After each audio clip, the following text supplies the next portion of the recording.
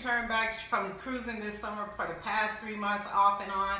And one thing I know for sure, because it was me when I started a year ago, is that traveling solo can, make you feel nervous and anxious. But in this video, I want to share with you something that reminded me that that does not have to be the case just because you're solo. So if you are feeling like you're putting off going on your first cruise or your next cruise because you're nervous about being solo, make sure you watch this video. So with that, let's get to it. Still chilling out at the hotel before I officially start my 18-day cruise on the Norwegian Encore. And as I was reflecting on things, I just wanted to jump on here real quick and just share something with you, especially if you're considering solo cruising, cruising by yourself, whether it's, your first time or, you've cruised by yourself before and you get a little anxious. But what I realized, and this started yesterday, I knew it before if you watched any of my videos, but it just really hit home. It was confirmed yesterday as well.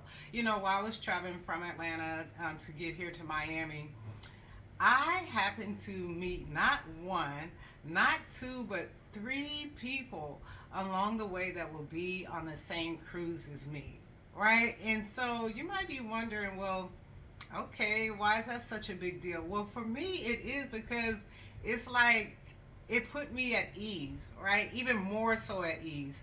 I was like already, meeting people. I met Steve and Sherry, as you'll see in this picture here. We was at a restaurant, and I was talking to somebody next to me, and they overheard me saying that, I'm about to head out on a cruise. So they just asked for more information.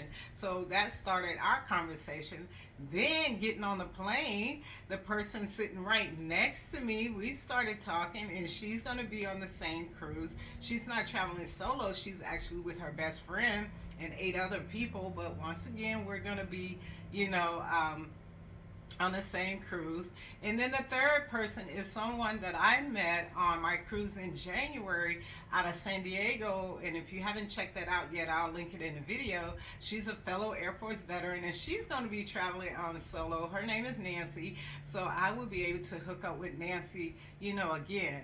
And it just reminds me, of my time in the military as we, travel, whether it's deployment or whatever have you, we come across people of all walks of life, and just having that connection, whether it's temporary in nature, it really makes a difference as you go about your travels. So I just wanted to just come on here and just share with you that even if you're traveling solo, you're not alone unless you choose to be.